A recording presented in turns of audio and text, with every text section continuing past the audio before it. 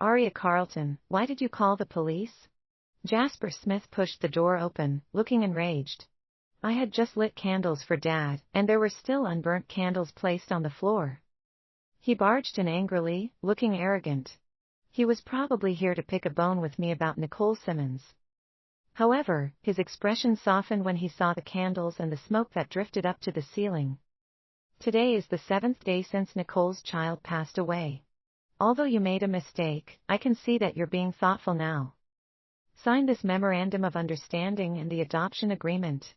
Let Nicole have the child, and I won't hold it against you. As he said that, Jasper handed me 2 documents, looking self-righteous. There was a look of impatience in his eyes. The flames of the candles seemed to burn brighter as if my father's spirit had suddenly arrived. Stop trying to put on an act. You're even willing to burn candles to remember Nicole's child, after all. Hurry up and sign it. He flung the documents at me, and they drifted gently down before me. I suddenly felt like laughing. My husband remembered that it had been 7 days since the death of his first love's child, but he did not remember the death anniversary of his own father-in-law, who had gone to jail in his stead and had passed away there from an illness. After tossing the agreement at me, Jasper began walking back and forth in the smoke-filled room. He was packing up everything I had prepared for the baby. I'll take these. Nicole needs them. When you have another baby, we'll just buy some more. As I watched Jasper bustling around, I suddenly thought of how I had been unable to get through to him on his phone on the day I gave birth. Tears spilled out of my eyes and fell into the dancing flames. Obstructed labor required the signature of a family member. Since I had been unable to find Jasper, I had had to sign the notice of critical condition myself, my hand trembling. What had he been doing at that moment? He had been keeping his first love company because she had given birth to a stillborn child. He had felt so sorry for her that the only thing he wanted to do was to stay glued by her side. I had been just about to give birth and had only called him a couple of times to beg him to take me to the hospital.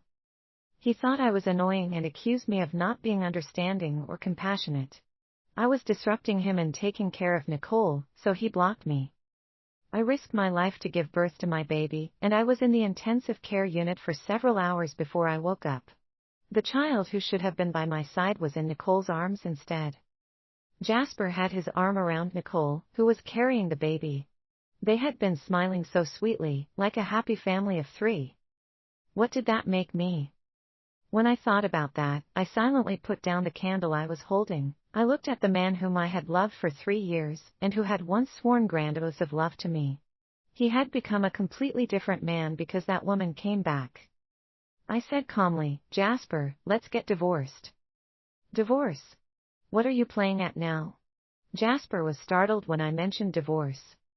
He flung down the baby's things he had just packed up and began hurling abuse at me. All you do is make a fuss. Haven't you had enough? Will you only regret this if I agree to divorce you? Didn't I already explain things to you? Nicole's baby is gone, and she doesn't want anything. All she wants is a baby. She's already in such a pitiful state. Why can't you just give her the baby? The wound on my abdomen was hurting again. I forced myself to endure the pain and looked up at him. She can have whatever she wants. Give me my baby back. Jasper immediately threw the things he was holding down in front of me angrily. Arya, have you had enough? I've explained this to you countless times. She and I are innocent. Nothing is going on between us. Normally, I don't care if you get jealous, but why must you make things difficult for me at a time like this? Nicole is right. You're just too jealous, and you're so cold-blooded. You have no compassion at all. I was in so much pain that I could not speak. I had broken out in a cold sweat. Just then, the doorbell suddenly started ringing incessantly. Seeing that I was sitting on the sofa without moving, Jasper went to open the door. Hello? Is Miss Carlton at home? I'm the nurse who's come to take care of her.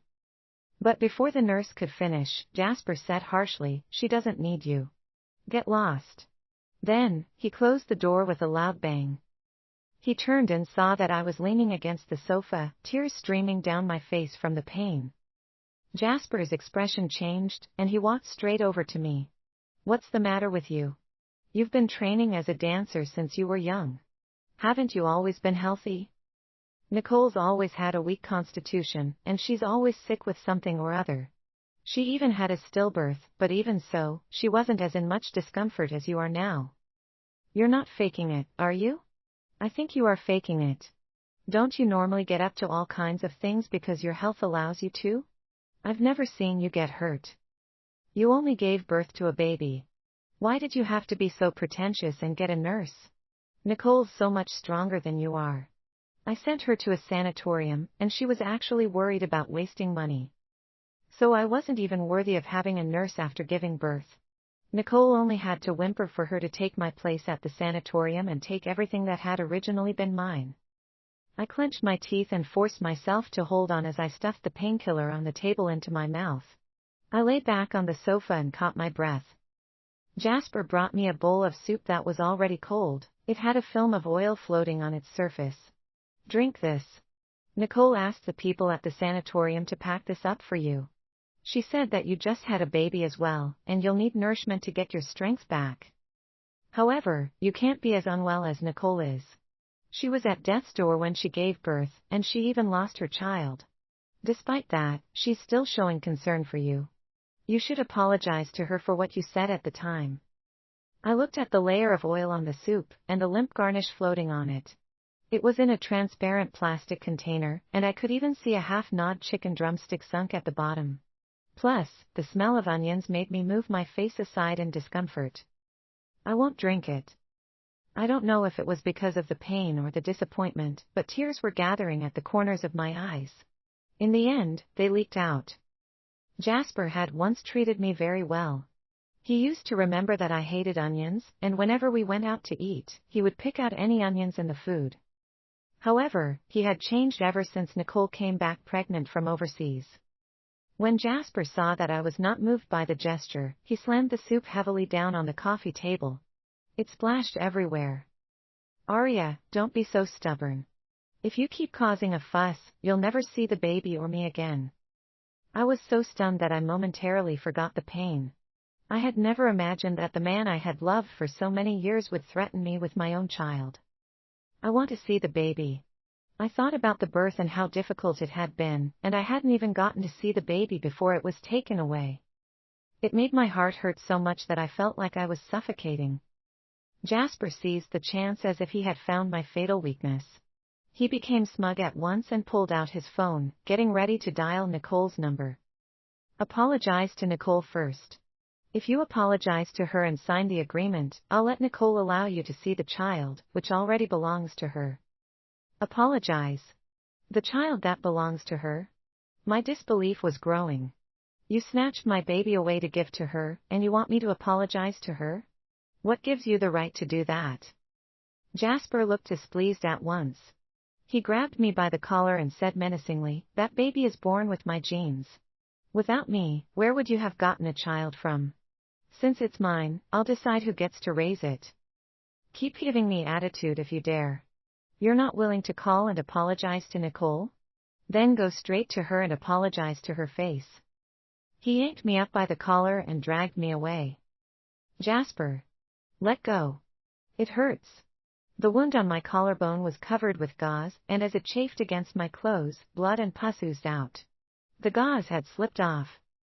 I'd gotten the wound a month after he went to get Nicole from the airport. He hadn't returned home for ages, but he must have remembered that he had a pregnant wife at home, because he suddenly came home after being gone for a month. He had cooked me a pot of soup, which he had never done before, and bought me several gifts.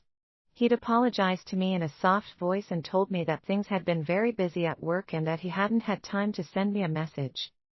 Could anyone be so busy with work that they didn't even have a few seconds time to send a message? Despite this, I still believed his clumsy excuse, like an idiot. I even felt sorry that he was working so hard whenever he came back smelling like perfume. It was just that, at the time, I had never imagined such a thing. From the time I got pregnant, he never attended even a single doctor's appointment with me. I was understanding because he worked hard, and I never let him see any discomfort I was suffering from pregnancy.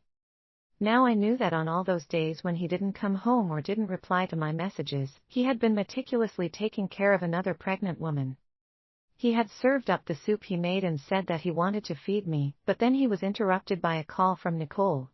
When he heard her crying, he panicked at once and spilled the scalding hot soup all over me. However, he didn't have any time for me. He'd grabbed his keys and rushed out. Jasper finally noticed the wounds on my face and the blood and pus that was oozing out relentlessly. He stopped pulling at me and stared at the wounds. The look in his eyes grew less ferocious. "Why hasn't your wound healed yet?" He crouched down and brushed his fingers over my wound. He swallowed with difficulty. "I'm sorry. I didn't know." I swatted his hand away, feeling only disgust. It seemed that he really had forgotten. He had forgotten that my injuries always healed slowly.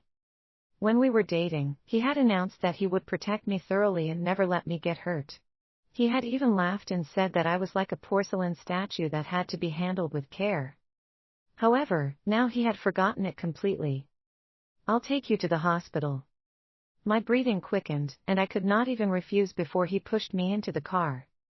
I got into the passenger's seat for the first time in a long time, and I realized that the interior of Jasper's car was now decorated in a cartoonish pink. When Jasper saw me looking around, he rubbed his nose rather guiltily and explained. "Nicole is just childlike." She whined about wanting to change the decor to pink, and I was afraid that she would get angry if I refused and that it would affect the baby, so I changed it. The interior of the car had once been black and gold. I had found a professional designer to design it for Jasper. He had liked it very much, and whenever we drove out together in this car, he would compliment my taste and say what a thoughtful wife I was for even thinking about his car interior. However, how much he liked it and how thoughtful I was as a wife had counted for nothing when faced with Nicole's childlike nature. There was an ornament on the console with a photo on it. It was a photo of Jasper and Nicole together. They were leaning very close to each other and smiling very happily. The ornament could be voice-controlled and relied on solar power. They didn't only have one photo together. Photo after photo of the two of them together revolved and flashed in front of my eyes, looking particularly jarring in the sunlight.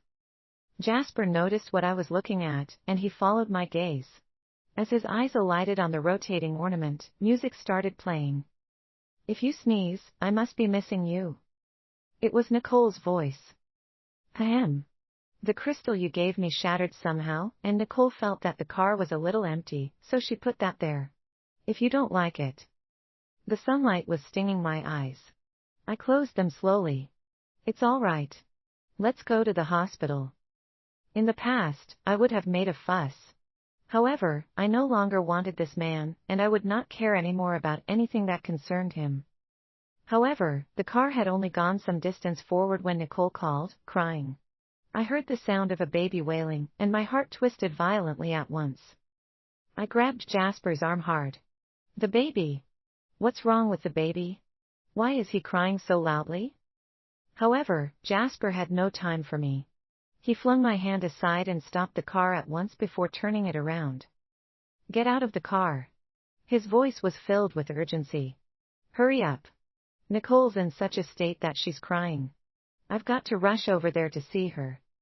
I yelled with all my strength, "I'm asking you what happened to the baby." If he had even shown any concern for the baby, I wouldn't have been so agitated, but all he cared about was how Nicole was. My baby was just a tool for him to make Nicole happy. "I'm not getting out of the car.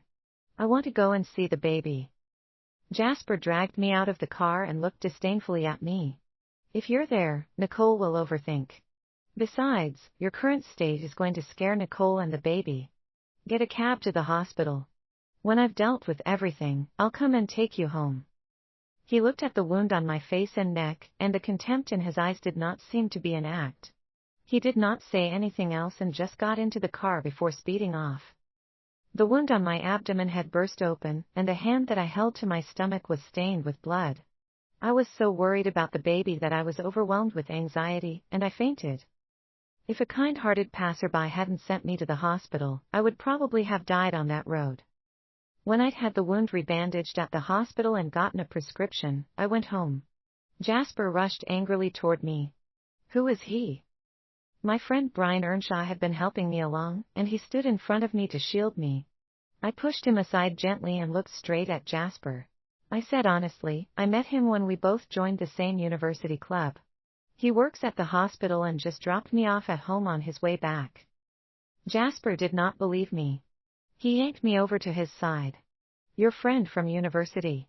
We've been together for so many years. Why have I never heard you mention it before? He glared ferociously at my friend. I gave Jasper a long look. I also never knew that whenever you went on a business trip overseas both before and after we got married, you were going to see Nicole. Jasper's expression changed at once. When he saw how cold my expression was, his voice softened slightly. Are you still angry about what happened this morning? Nicole was crying so sadly and so urgently that I didn't have time to think about anything else. That's why I made you get out of the car in such a rush.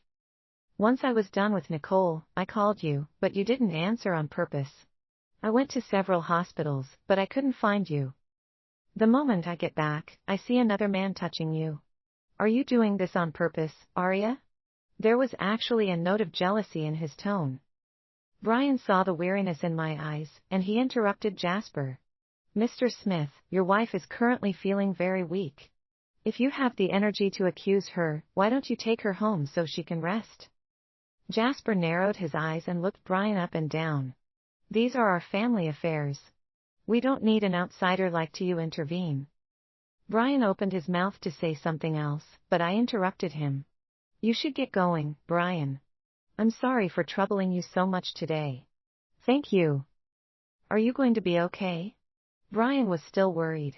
He only left when I nodded. I watched Brian's figure retreat into the distance, and I turned around to open the door.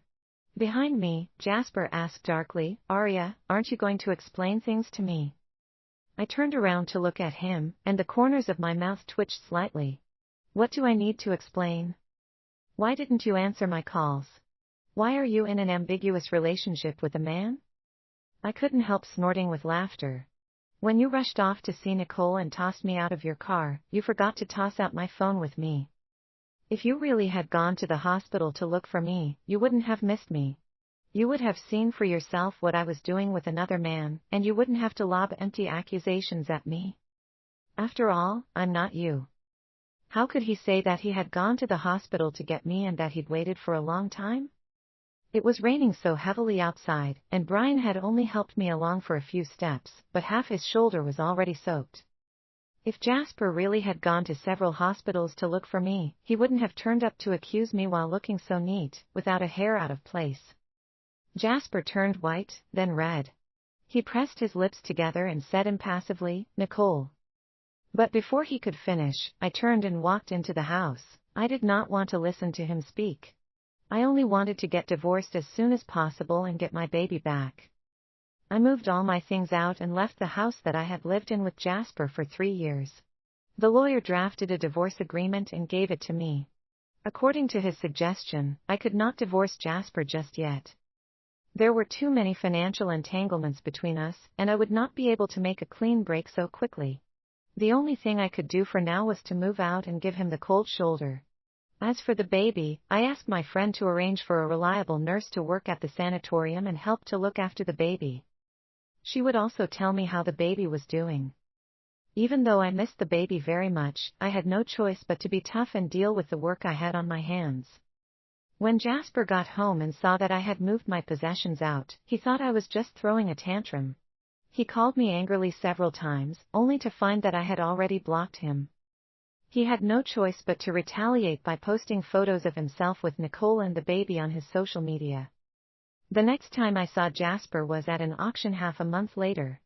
Jasper carried Nicole in bridal style right in front of everyone. He did not seem to feel any shame when facing the media and instead spoke indulgently. I had no choice. It hasn't even been a month since she gave birth, but she insisted on joining the auction. I couldn't dissuade her, so I had to wrap her up and bring her here in my arms. The reporters began cheering. I walked around them, but a sharp-eyed reporter still spotted me and rushed right up to me.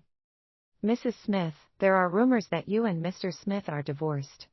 Now that Mr. Smith is attending the auction with you with his new wife in his arms, how do you feel? Jasper looked over when the reporter asked me the question. I smiled faintly. That's a question that Mr. Smith is more suited to answer. Then, I walked into the venue. During the auction, Nicole and Jasper acted like conjoined twins and kept being lovey-dovey with each other with no regard for the others around them. It did not stop Jasper from stealing frequent looks at me. Nicole had noticed, so she kept trying to go against me. She kept bidding against me for the emerald pendant that I wanted, and it got more and more expensive. 50 million. Nicole shot a triumphant look at me, and she looked even more smug when I did not bid a higher price. She turned and whined playfully at Jasper, "Jaspy, I like that emerald piece. Will you bid for it and give it to me?" Jasper saw how pale I was and tweaked Nicole's nose in satisfaction. He said fondly, "When have I ever refused you anything that you liked?" I watched as the gift my mother had left me was handed over to Nicole, and my chest heaved. My eyes turned red with anger. That was a family heirloom that my mother had given me before she died. Once, when Jasper's company had run into financial troubles, I had had no choice but to sell the emerald pendant to help him get through it. He had once sworn to me that once the company got back on track, he would get the emerald pendant back for me. However, although the company continued to grow in size, the original buyer of the emerald pendant could not be found. I had finally managed to find out that the emerald pendant would be auctioned off, so I had been fully prepared, only to be foiled by Nicole. After the auction, Jasper held a charity banquet specially for Nicole. Nicole insisted that I join, but I refused. Because of that, Jasper threatened me. "If you want to get the emerald pendant back, then behave and do as Nicole wants." At the banquet, Nicole smiled at me. "Arya, I heard that you used to be a dancer. Why don't you do the opening dance for tonight's banquet?" "I'm not feeling well. I can't dance." I refused her impassively. Nicole's eyes filled with tears at once, and she looked up piteously at Jasper. "Jaspy, is Arya refusing because she still blames me?" I didn't know that she was feeling unwell. All I know is that Arya dances very well, and I want everyone to be able to admire her dancing. Jasper's expression darkened. "Arya, Nicole just wants to give you a chance to show off your skills. She's doing it for your sake. What kind of attitude is this?" When he saw that I was resolute, he leaned over to me and said coldly, "Dance, and I'll give you the emerald pendant." I looked at him long and hard and suddenly laughed. "All right. I'll dance. I hope that you'll do as you say." Under the contemptuous gazes of everyone there, I went up to dance like a clown. Nicole wouldn't let them turn off the music and raised the stage up very high. I couldn't get down, so I had no choice but to keep dancing. I danced clumsily, without any sense of beauty. My calf, which had once been broken, started hurting. The wound on my stomach, which hadn't fully healed, was also hurting. I was feeling pain all over my body, but I couldn't stop. Gradually, I seemed to forget the pain and became immersed in the dance. The music stopped, but I was lost in the dancing. When I had been stabbed while shielding Jasper a few years ago, my dance career had ended abruptly. I had felt no regrets at the time. I had been such an idiot. When the music stopped, it was so quiet that I could hear the sound of people gasping. Everyone was whispering to each other. "Arya, that's enough. Stop. Lower the stage," Jasper yelled furiously at the staff. "Mr. Smith, there's a problem with the stage and it can't be lowered right now." At that moment, I fell off the stage like a crushed butterfly. "Arya." Jasper lunged toward me. "Oh my. She's bleeding so much. Hurry. Call an ambulance."